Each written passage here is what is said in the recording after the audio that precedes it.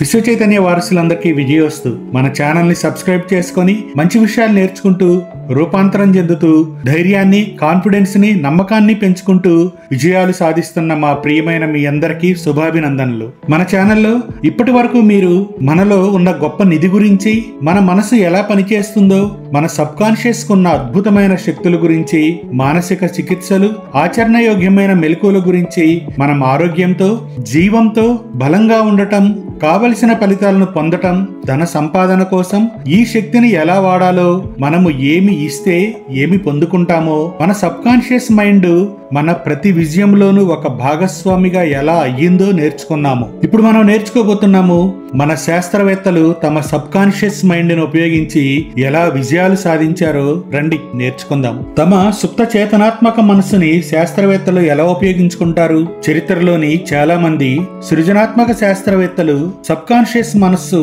యొక్క నిజమైన ప్రాధాన్యతను అర్థం చేసుకున్నారు. ఎడిసన్, మార్కోని, ఐన్స్టీన్ కాక ఇంకా అనేక మంది సుప్త చేతనని వాడి తాము సాధించిన గొప్ప ఫలితాలు పొందటానికి అవసరమైన అంతర్దృష్టిని, పరిజ్ఞానాన్ని పొందారు. గొప్ప శాస్త్రవేత్తలు, పరిశోధకులు సాధించిన విజయాలని నిర్ధారించిన ప్రధాన అంశాలలో సబ్ కాన్షియస్ మైండ్ కున్న శక్తిని చర్యగా మార్చగల సామర్థ్యాన్ని ఒకటిగా చెప్పుకోవచ్చు. దీనికి సంబంధించిన ఒక అద్భుతమైన ఉదాహరణని సుప్రసిద్ధ కెమిస్ట్ ఫ్రెడరిక్ వాన్ ట్రాడోనిట్జ్ జీవితంలో చూడవచ్చు. బెంజిన్ అని పిలువబడే హైడ్రోకార్బన్ యొక్క రసాయనిక సూత్రాన్ని అర్థం చేసుకోవడానికి ఆయన ఎంతో కాలంగా ప్రయత్నిస్తున్నాడు. ఇదొక మిశ్రమం. దీనిలో 6 కార్బన్ పరమాణువులు, 6 హైడ్రోజన్ పరమాణువులు ఉన్నాయి. ట్రాడోనిట్జ్ ఈ సమస్యతో ఎడతెగకుండా పోరాడాడు. ఆయన ప్రయత్నాలేవీ ఫలించలేదు. ఈ సమస్యకు సమాధానం కనుక్కోలేక ఆయన అలసిపోయాడు, విసిగిపోయాడు. ట్రాడోనిట్జ్ చివరికి దానిని తమ సుప్త చేతనాత్మక మనస్సుకి పూర్తిగా విడిచిపెట్టేశాడు. ఆ తర్వాత కొంతకాలానికి ఒకరోజు ఆయన లండన్ బస్సు ఎక్కబోతుండగా ఆయన సబ్ కాన్షియస్ మైండ్ ఆయన చేతనాత్మక మనస్సుకి మెరుపులా ఒక ఆలోచనని అందజేసింది. తమ మనసులో ట్రాడోనిట్జ్ పాము రూపాన్ని చూశాడు. ఆ పాము తన తోకను కొరుకుతూ ఉండగా గుండ్రంగా చక్రంలా తిరుగుతూ కనిపించింది. తన సుప్త చేతనాత్మక మనసు అందజేసిన ఈ సందేశం ఆయనకు ప్రేరణ కలిగించింది. ఆయన తన ప్రయోగం చేసే దిశను మళ్లించాడు. త్వరలోనే ఆయనకు ఎంతో కాలంగా వెతుకుతున్న సమాధానం దొరికింది. వృత్తాకారంగా పరమాణువులు ఏర్పడటం, దాన్నే బెంజిన్ రింగ్ అని పిలుస్తారు. ఒక సుప్రసిద్ధ శాస్త్రవేత్త తన ఆవిష్కరణలను ఎలా కనుగొన్నాడు? విద్యుత్ శక్తి రంగంలో నికోలా టెస్లా ఒక ప్రతిభావంతుడైన పద నిర్ణేత.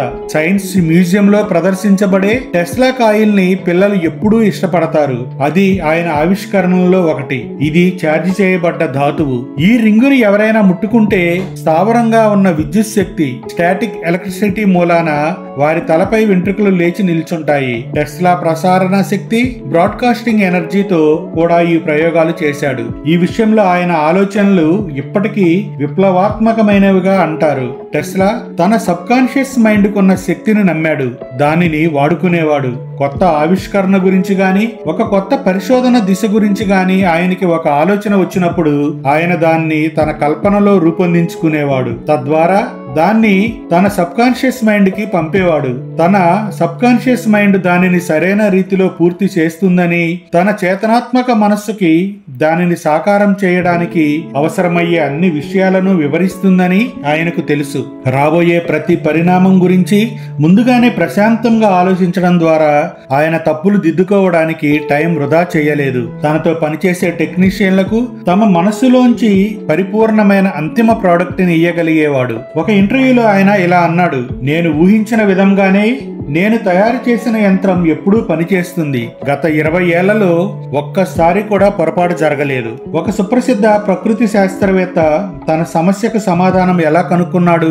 హార్వర్డ్ విశ్వవిద్యాలయానికి చెందిన ప్రొఫెసర్ లూయి 19వ శతాబ్దంలో అమెరికాలోని ప్రకృతి శాస్త్రవేత్తలలో ప్రసిద్ధి చెందినవాడు. తను నిద్రలో ఉన్నప్పుడు తన సబ్ కాన్షియస్ మైండ్ కున్న గొప్ప శక్తులను కనుగొన్నాడు. ఆయన మరణం తర్వాత ఆయన భార్య రాసిన ఎగేసిస్ జీవిత చరిత్రలో చివర్లో కనిపించిన ఉదాహరణ ఒకటి మీకు చెప్తాను వినండి. ఒక రాతి మీద అస్పష్టంగా ఉన్న జీవస్థ శిల ఫాసిల్ చేప రూపాన్ని అర్థం చేసుకోవడానికి ఆయన 2 వారాలుగా అవస్థ పడుతున్నాడు. అలసిపోయి విసిగెత్తి చివరికి ఆయన పనిని పక్కన పెట్టేశాడు. ఆయన తన మనస్సులో నుంచి దానిని తీసివేయడానికి ప్రయత్నించాడు. తర్వాత కొంతకాలానికి ఒక అర్ధరాత్రి మెలకువ వచ్చింది. తాను నిద్రలో ఉండగా అదే చేపను స్పష్టంగా చూసినట్లు నమ్మకం కలిగింది. ఈసారి జీవస్థ శిలలో కనిపించిన అన్ని అవయవాలను చూడగలిగాడు. కానీ ఆయన ఆ రూపాన్ని జ్ఞాపకం చేసుకొని మనస్సులో నింపుకోవడానికి ప్రయత్నించినప్పుడు అది సాధ్యం కాలేదు. అయినప్పటికీ ఆయన జార్డిన్ డెస్ ప్లాంటెస్ కు మరోసారి వెళ్ళాడు. మళ్ళీ ఇంకోసారి ఆ చేప జీవస్థ శిలని చూస్తే తాను కలలో చూసింది గుర్తుకొస్తుందేమోనని ఆశపడ్డాడు. ఆయన ఆశ ఫలించలేదు. మసకబారిన రికార్డు మొదట్లోలాగే అస్పష్టంగానే ఉంది. మర్నాటి రాత్రి ఆయన చేపను మళ్లీ చూశాడు. కానీ ఈసారి సంతృప్తికరమైన ఫలితం దొరికింది. ఆయన నిద్రలేచాక ఎప్పట్లాగా అది ఆయన జ్ఞాపకంలోంచి మాయమైంది. ఆ అనుభవమే మరోసారి తనకు కలగవచ్చు అనుకొని 3వ రాత్రి నిద్రపోవడానికి ముందు ఒక పెన్సిల్ పేపరు తన మంచం పక్కన ఉంచాడు. ఆయన ఆశించినట్లే తెల్లవారుతుండగా చేప మళ్లీ ఆయన కళ్ళలో కనిపించింది. మొదట్లో అస్పష్టంగా ఉన్న చివర్లో స్పష్టంగా కనిపించడంతో దాన్ని జంతు శాస్త్ర సంబంధిత అంగాలలో ఆయనకి ఎటువంటి సందేహమూ కలగలేదు. ఇంకా సగం కలలోనే కటిక చీకట్లో ఆయన తన మంచం పక్కన ఉన్న కాగితం మీద ఆ చేప ఆకృతిని గీశాడు. పొద్దున్న లేచాక తాను రాత్రి గీసిన అంగాలను చూసి ఆశ్చర్యం చెందాడు. ఆ జీవస్థ శిల వాటిని వ్యక్తపరచడం అసంభవంగా భావించాడు. ఆయన జార్డిన్ డెస్ ప్లాంటెస్ కు తాను వేసిన డ్రాయింగ్ ని తీసుకొని పరిగెత్తాడు. ఆ స్కెచ్ సాయంతో రాతి ఉపరితలాన్ని చెక్కాడు. చేప శరీరంలోని భాగాలు కనిపించకుండా అంతవరకు ఉన్నవన్నీ ఇప్పుడు బయటపడ్డాయి. అవన్నీ పూర్తిగా కనిపించడం మొదలయ్యాక అది అతని కలలో కనిపించిన దానితోనూ స్కెచ్ లో గీసిన బొమ్మతోనూ సరిపోయింది. ఆయన దానిని సులభంగా తరగతులుగా విభజించగలిగాడు. ఒక సుప్రసిద్ధ వైద్యుడు మధుమేహం డయాబెటీస్ సమస్యను ఎలా పరిష్కరించగలిగాడు? 1920వ దశకంలో ప్రతిభావంతుడైన కెనడియన్ డాక్టర్ పరిశోధకుడు అయిన డాక్టర్ ఫ్రెడరిక్ బాంటింగ్ తన దృష్టిని అతిమూత్ర వ్యాధి విధ్వంసంపై నిలిపాడు. అప్పట్లో మధుమేహాన్ని ఆపడానికి సరైన పద్ధతిని మెడికల్ సైన్స్ కనుగొనలేదు. ఆ వ్యాధికి సంబంధించిన అంతర్జాతీయ సాహిత్యాన్ని చదవటంలోనూ ప్రయోగాలు చేయడంలోనూ ఆయన తమ సమయాన్ని ఎంతో వినియోగించాడు. కానీ ఆయన అన్వేషించిన ప్రతి దారి మూసుకుపోయింది. ఆయన రోజంతా పనిచేశాడు. ఫలితం దక్కలేదు. శ్రమ వృధా అయింది. బాగా అలిసిపోయాడు. రాత్రి నిద్రపోయాడు. నిద్రలో ఆయన తన సబ్ కాన్షియస్ మైండ్ ఆయనకి ఒక ఆదేశాన్ని ఇచ్చింది. కుక్క తాలూకు పాడైపోయిన క్లోమ గొట్టంలో మిగిలిపోయిన ఉన్నదాన్ని బయటికి తీయమని చెప్పింది. ఆ ప్రేరణ మూలంగానే ఆయన ఇన్సులిన్ మందుని కనుగొన్నాడు. అప్పటి నుండి అది లెక్కలేనంత మంది జనానికి సాయపడింది. డాక్టర్ బాంటింగ్ కొంతకాలంగా ఈ సమస్యకు సమాధానాన్ని కనుగొనడానికి దాని మీద పనిచేస్తున్న సంగతి మీకు తెలుసు. ఆయన సుప్త చేతనాత్మక మనస్సు దానికి అనుగుణంగా ప్రతిక్రియను చేసింది. దాని అర్థం మీకు ఎప్పుడు ఒక సమస్యకి సమాధానం రాత్రికి రాత్రే దొరుకుతుందని కాదు. కొంతకాలం వరకు మీకు సమాధానం దొరకపోవచ్చు. మీరు నిరుత్సాహపడకండి.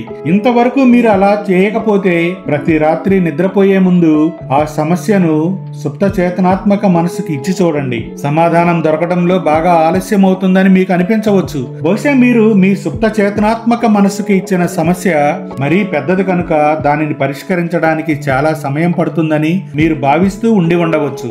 ఇందులో ఆశ్చర్యపడవలసిందేమీ లేదు. సాధారణంగా మనం మన సమస్యలు కష్టమైనవి అని నమ్ముతాము. అవి అలా కాకపోతే సమస్యలంటూ ఉండవు కదా. అయినా ఇది సరికాదు. మీ సుప్త చేతనాత్మక మనస్సు కాలాతీతమైనది, స్థలాతీతమైనది కూడాను. ఇప్పుడు మీ దగ్గర సమాధానం ఉందని నమ్ముతూ మీరు నిద్రపోండి.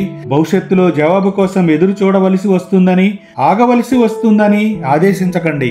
రాబోయే ఫలితం మీద సంపూర్ణ విశ్వాసం ఉంచండి. ఈ పుస్తకం చదువుతున్న సమయంలో, ఈ ఆడియో వింటున్న సమయంలో మీ దగ్గర సమాధానం ఉందని, ఈ సమస్యకు పూర్తి పరిష్కారం మీకు లభిస్తుందని మీరు ఖచ్చితంగా నమ్మండి. ఒక శాస్త్రవేత్త సోవియట్ నిర్బంధ శిబిరంలోంచి ఎలా తప్పించుకున్నాడు? డాక్టర్ లోథస్ వాన్ బ్లెంక్ స్టీమట్ ఒక సుప్రసిద్ధ ఎలక్ట్రానిక్స్ ఇంజనీరు. రెండో ప్రపంచ యుద్ధం అప్పుడు ఆయన్ని ఒక సోవియట్ జైలు శిబిరంలో బంధించారు. తను ప్రాణాలతో ఉండటానికి, చివరికి తప్పించుకొని పారిపోయి స్వేచ్ఛ సంపాదించడానికి ఆయన తన సుప్త చేతనాత్మక మనసుకున్న శక్తే కారణమని అంటాడు. రష్యాలోని ఒక బొగ్గు గనిలో నేనొక యుద్ధ ఖైదీని. ఆ జైలు గోడల మధ్య నా చుట్టూ ఎందరో చనిపోవడాన్ని చూశాను. నిర్దయులైన భద్రతా సిబ్బంది, పొగరమూతులైన ఆఫీసర్లు, జిత్తుల మారి సైనికాధికారులు మమ్మల్ని కాపలా కాసేవారు. ఒక చిన్న వైద్య పరీక్ష జరిపాక మాలో ఒక్కొక్కరికి బొగ్గు కోటా ఇచ్చారు. నా రోజువారీ కోటా 300 పౌండ్లు. ఎవరైనా తమ కోటా పూర్తి చేయకపోతే అతనికి పెట్టే కొద్దిపాటి తిండిని మరింత తగ్గించేవారు. కొద్ది రోజుల్లోనే ఆ వ్యక్తి తన సమాధిలో విశ్రాంతి తీసుకునేవాడు. నేను అక్కడి నుంచి తప్పించుకోవడం పైన నా దృష్టి అంతా ఉంచాను. నా సుప్త చేతనాత్మక మనస్సు ఎలాగోలా దానికి దారి కనుక్కుంటుందని నాకు తెలుసు. జర్మనీలోని మా ఇల్లు నాశనమైంది. మా కుటుంబం పోయింది. నా స్నేహితులు, అప్పటి వరకు నా సహచరులందరూ యుద్ధంలో చంపబడ్డారు లేదా నిర్బంధ శిబిరాల్లో చనిపోయారు. నా సుప్త చేతనాత్మక మనసుతో అన్నాను, నాకు లాస్ ఏంజెల్కి వెళ్లాలని ఉంది. దానికి దారి నువ్వే చూపించాలి. లాస్ ఏంజెలస్ చిత్రాలని చూశాను. నాకు అక్కడి వీధులు కొన్ని, భవనాలు కొన్ని జ్ఞాపకం ఉన్నాయి. యుద్ధం ప్రారంభం కావడానికి ముందు బెర్లిన్ లో నేను కలుసుకున్న ఒక అమెరికన్ అమ్మాయి, ఇప్పుడు ఆమె నా భార్య. ఆ అమెరికన్ అమ్మాయితో కలిసి ప్రతిరోజు పగలు రాత్రి విశాలమైన విల్షైడ్ రోడ్లంట నడుస్తున్నట్లు ఊహించసాగాను. నా కల్పనలో మేమిద్దరం దుకాణాలకి వెళ్లేవాళ్ళం, బస్సులో ప్రయాణం చేసేవాళ్ళం, రెస్టారెంట్లో తినేవాళ్ళం. ప్రతి రాత్రి నా ఊహలో ఒక అమెరికన్ కారుని లాస్ ఏంజలస్ వీధుల్లో నడిపినట్లు ఊహించుకోవడానికి ఒక ప్రత్యేకమైన పనిగా పెట్టుకున్నాను. దీన్ని నేను ఎంతో విశుద్ధంగా వాస్తవంగా చిత్రీకరించాను. నా జైలు శిబిరం బయట ఉన్న చెట్లు ఎంత వాస్తవమో నా మనసులో ఈ చిత్రాలు అంత సహజమైనవి, నిజమైనవి. ప్రతిరోజు పొద్దున మాకు కాపలా కాసేవాళ్ళు. ముఖ్యంగా అధికారి సైనికులను వరుసగా నిలబెట్టి లెక్కించేవాడు. 1, 2, 3, 4 అంటూ వరుసగా పిలిచేవాడు. 17 అని అతను అనగానే నేను ముందుకొచ్చేవాడిని, ఎందుకంటే ఆ వరుసలో అది నా సంఖ్య. అంతలో ఆ గార్డుని ఎవరో పిలిస్తే 1-2 నిమిషాలకు అతను బయటికి పోయేవాడు. తిరిగి వచ్చాక పొరపాటున నా పక్కనున్న నెంబరు 17 అని పిలిచేవాడు. సాయంత్రం సిబ్బంది మళ్ళీ వచ్చినప్పుడు మనుషుల సంఖ్య అదే.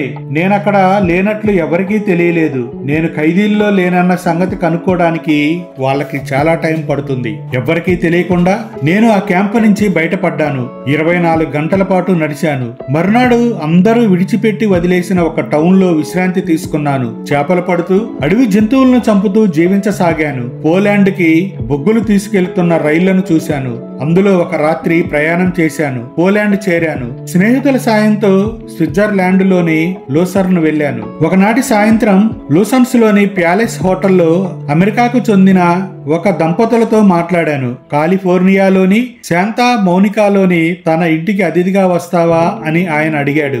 నేను అంగీకరించాను. నేను లాస్ ఏంజల్స్ చేరాక వాళ్ళ డ్రైవర్ నన్ను విల్షైల్ వీధి, మరికొన్ని విశాలమైన వీధుల మీదుగా తీసుకెళ్లాడు. రష్యన్ బొగ్గు గనుల్లో నేనున్నప్పుడు ఏ వీధులు స్పష్టంగా నా ఊహల్లో చూశానో అవే వీధుల గుండా నేను ప్రయాణం చేశాను. నా మనసులో తరచుగా చూసిన భవనాలను గుర్తించాను.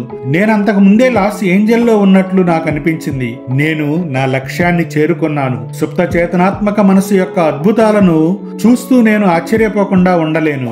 నిజంగా మనకి తెలియని రీతులెన్నో దానికి తెలుసు. మనకి తెలియని రహస్యాలెన్నో కూడా దానికి తెలుసు. పురాతత్వ శాస్త్రజ్ఞులు, లుప్త జంతు శాస్త్రజ్ఞులు ప్రాచీన దృశ్యాలని ఎలా పునర్నిర్మిస్తారు? మీ సుప్త చేతనాత్మక మనసుకి మానవ జాతి చరిత్రలో జరిగిన ప్రతి విషయము జ్ఞాపకం ఉంటుంది. పురాతత్వ శాస్త్రవేత్తలు ప్రాచీన శిథిలాలు, పూర్వోక్త సంస్కృతులకు చెందని ప్రజలు వదిలిపెట్టిన లెక్కలేనన్ని కళాఖండాలను అధ్యయనం చేస్తూ తమ రచనల్లో కాల్పనిక అనుభూతిని బ్రహ్మాండంగా ఉపయోగించుకోగలరు. వారి సబ్ కాన్షియస్ మైండ్ ఆ ప్రాచీన దృశ్యాలను మళ్లీ చిత్రీకరించడంలో వారికి సాయపడగలదు. మరణించిన గతం మరోసారి పునరుజ్జీవనం పొందుతుంది. ఈ ప్రాచీన భవనాల ఖండాలని చూస్తూ కమ్మరి, కుమ్మరి పనులు, విగ్రహాలు, పనిముట్లు, మునుపటి నాగరికతలో ఇంటి సామానులని ఒక శాస్త్రవేత్త అధ్యయనం చేస్తాడు. విశ్వజనీన మనస్సు యొక్క సాధారణ డేటా బ్యాంకు ద్వారా అతను ఈ వస్తువులన్నీ ఎలా, ఎప్పుడు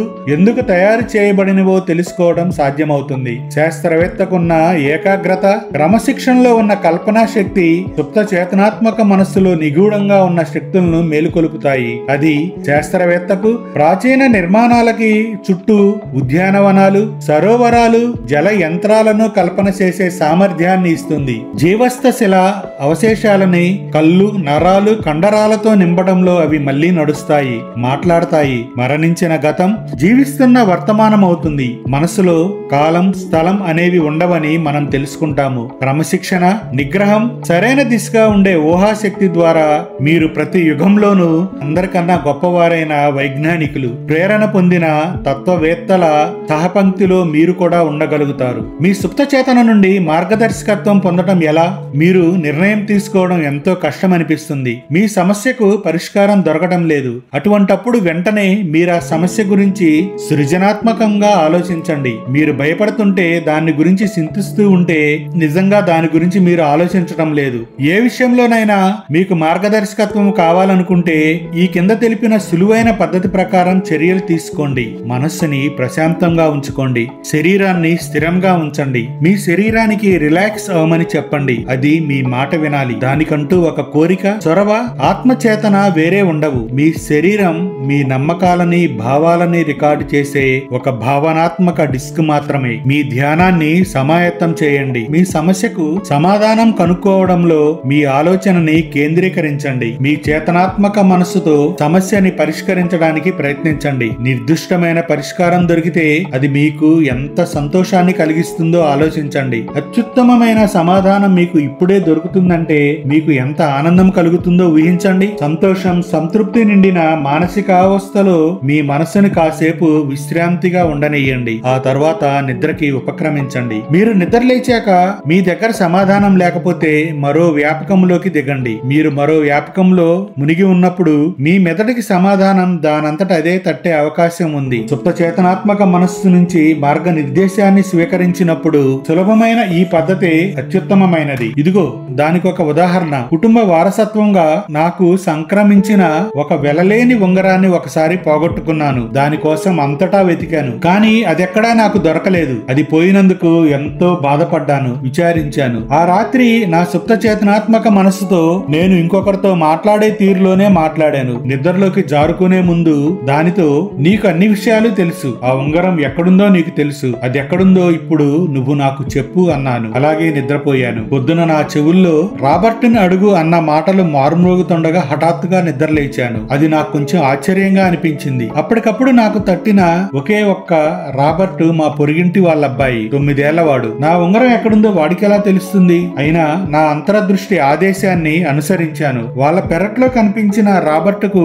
నా ఉంగరం గురించి వివరించాను. నీకేమైనా అది కనిపించిందా అని అడిగాను. ఆ చూశాను అని జవాబిచ్చాడు. దాగుడు మూతలాట ఆడుతున్నప్పుడు నిన్న నాకు అది పొదల్లో కనిపించింది. అది ఎవరిదో నాకు తెలియదు. అందుకే నేను దాన్ని ఇంట్లోకి తీసుకువెళ్లి నా డెస్క్ మీద ఉంచాను. దాని గురించి ఒక నోటీస్ బోర్డు పెడదాం అనుకున్నాను, కానీ మర్చిపోయాను. మీరు దానిపై నమ్మకం ఉంచితే మీ సుప్త చేతనాత్మక మనస్సు మీకు ఎప్పుడూ జవాబిస్తుంది. అతని సుప్త చేతన తన తండ్రి వీలునామా ఎక్కడ ఉందో చెప్పింది. లాస్ ఏంజల్స్ లో నేనిచ్చిన ఉపన్యాసాలు వినడానికి హ్యూగో ఆర్ అనే యువకుడు హాజరయ్యేవాడు. అతను తన సబ్ కాన్షియస్ మైండ్ కొన్న శక్తి గురించి తన అనుభవాన్ని నాతో చెప్పాడు. అతని తండ్రి హఠాత్తుగా పోయాడు. ఎటువంటి వీలునామా రాయకుండానే పోయాడని అందరికీ అనిపించింది. తన తండ్రి వీలునామా రాయడం గురించి ఒకసారి ప్రస్తావించాడని, దానిని అందరికీ న్యాయం జరిగేటట్లు తాను రాశానని అన్నట్లు అతనితో అంది. తన తండ్రి వీలునామా రాయకుండా మరణించిన పక్షంలో ప్రభుత్వ న్యాయ సూత్రాల ప్రకారం ఆస్తి విభజన జరుగుతుందని హ్యూగో భావించాడు. అది తన తండ్రి కోరికలకు అనుగుణంగా ఉండే అవకాశం లేదు. అంతేకాక కోర్టు ఖర్చులు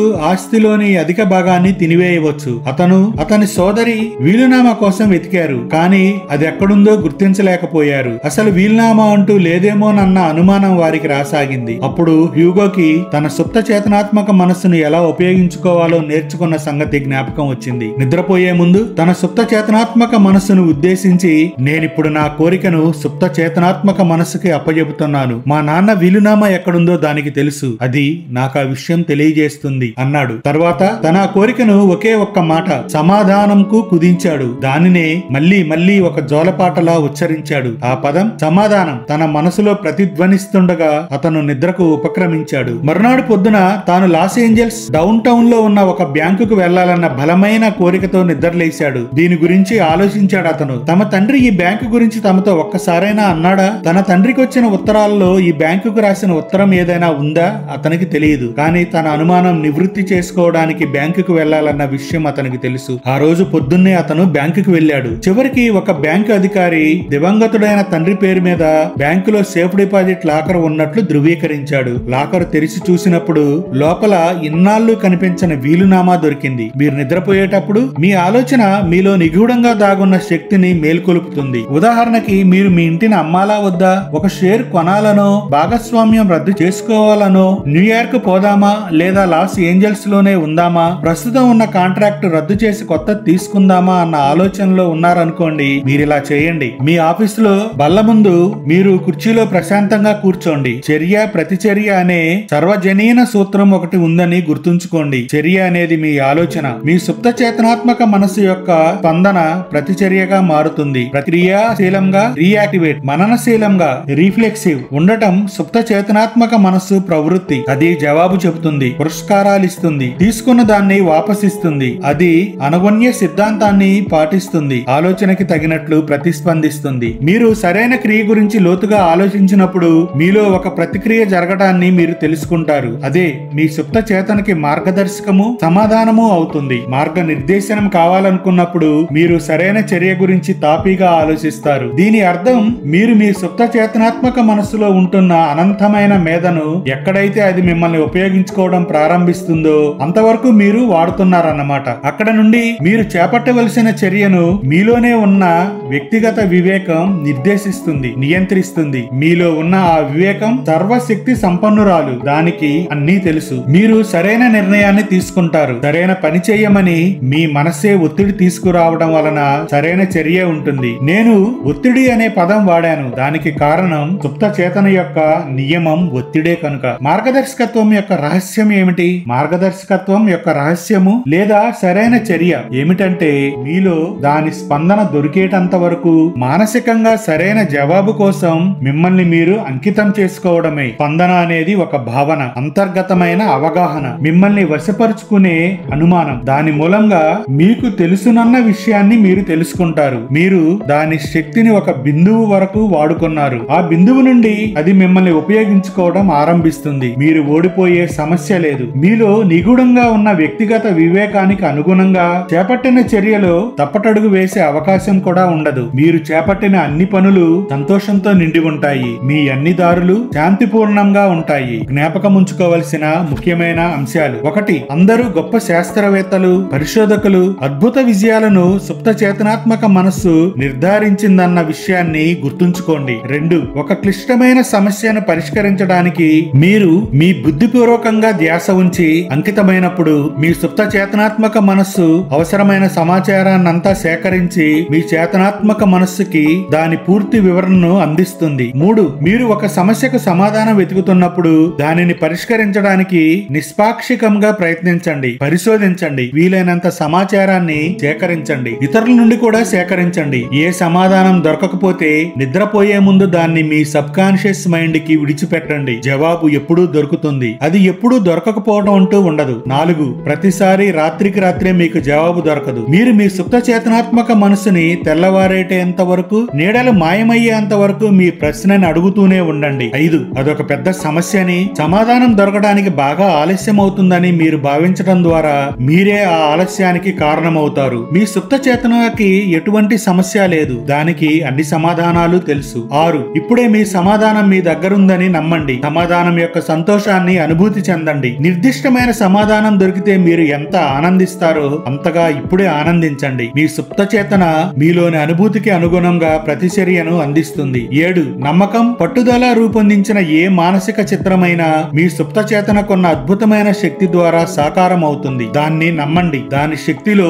విశ్వాసం ఉంచండి. మీరు ప్రార్థిస్తే, నిజంగా విశ్వసిస్తే, నమ్మితే అద్భుతాలు ఖచ్చితంగా జరుగుతాయి. 8. మీ సుప్త చేతన జ్ఞాపకాల ఖజానా. మీ సుప్త చేతనలో మీ బాల్యం నుంచి నేటి వరకు ఉన్న మీ అనుభవాలన్నీ రికార్డు చేయబడతాయి. 9. ప్రాచీన రాతప్రతులు, దేవాలయాలు, జీవస్థ శిలలు తదితర సాక్ష్యాలను పరిశోధించిన శాస్త్రవేత్తలు గతములోని దృశ్యాలను పునర్నిర్మించి ఈనాటి ఈనాడు వాటికి మన కళ్ళ ముందు ఉంచగలుగుతున్నారు. వారి సుప్త చేతనాత్మక మనస్సు వారికి సాయపడుతుంది. 10. మీరు నిద్రపోయే ముందు మీరు ఏ సమస్యకు పరిష్కారం కావాలని అనుకుంటున్నారో ఆ కోరికను మీ సబ్ కాన్షియస్ మైండ్ కి అప్పచెప్పండి. దానిని నమ్మండి, దానిలో విశ్వాసం ఉంచండి. జవాబు మీకు దొరుకుతుంది. దానికి అంతా తెలుసు, అది అన్నీ చూడగలదు. కానీ దాని శక్తులను మీరు సందేహించవద్దు, సవాలు చేయవద్దు. 11. మీ ఆలోచన చర్య అయితే ప్రతి చర్య మీ సబ్ కాన్షియస్ మైండ్ యొక్క స్పందన అవుతుంది. మీ ఆలోచనలు తెలివైనవైతే మీ చర్యలు నిర్ణయాలు కూడా వివేకవంతంగా ఉంటాయి. 12.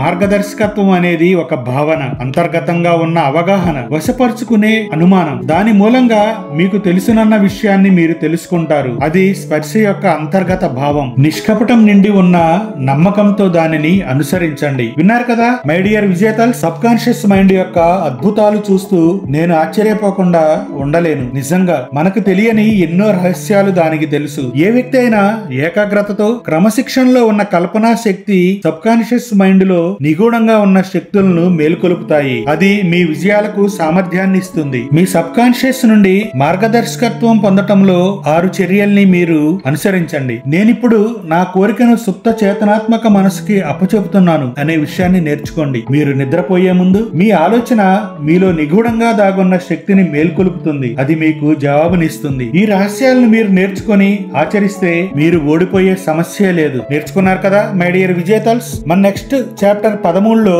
మీ సబ్ కాన్షియస్ నిద్రలో అద్భుతాల గురించి, అలాగే మనం ఎందుకు నిద్రపోతాము, ప్రార్థన ఒక రకమైన నిద్రేనా, నిద్రపోకపోతే కలిగే ఆశ్చర్యకరమైన ప్రభావాలేంటి, మీకు మరింత నిద్ర కావాలా, నిద్ర సలహానిస్తుందా, ఉపద్రవం నుంచి వారు ఎలా రక్షింపబడ్డారు, మీ భవిష్యత్తు మీ సబ్ కాన్షియస్ మనసులో ఉందా, ఒక చిన్న కునుకు అతనికి $15,000 ఎలా తెచ్చిపెట్టింది, ఒక ప్రొఫెసర్ నిద్రలో తన సమస్యను ఎలా పరిష్కరించగలిగాడు, ఒక సుప్రసిద్ధ రచయిత నిద్రలో ఉన్నప్పుడు ఆయన సుప్త చేతన ఎలా పనిచేసింది. ప్రశాంతంగా నిద్రపోండి, ఆనందంగా మేల్కోండి. నిద్రలో పొందే అద్భుతాలకి మద్దతునిచ్చే అంశాల గురించి నేర్చుకుందాం. శ్రద్ధాశక్తులతో విని నేర్చుకుని పాటించి రూపాంతరం చెందుతున్న మీ అందరికీ ది యూని పవర్ గ్రాటిట్యూడ్ తరపున హృదయపూర్వక ధన్యవాదములు. మన ఛానల్ ని సబ్స్క్రైబ్ చేసుకుని షేర్ చేస్తూ ఫాలో చేస్తూ లైక్ చేస్తున్న మా ప్రియమైన మీ అందరికీ హృదయపూర్వక కృతజ్ఞతలు తెలుపుకుంటున్నాము. మా ప్రియమైన మీ అందరికీ విజయోస్తు, విజయీ భవ, మనోవాంశ ఫల సిద్ధిరస్తు. Thank you all, love you all.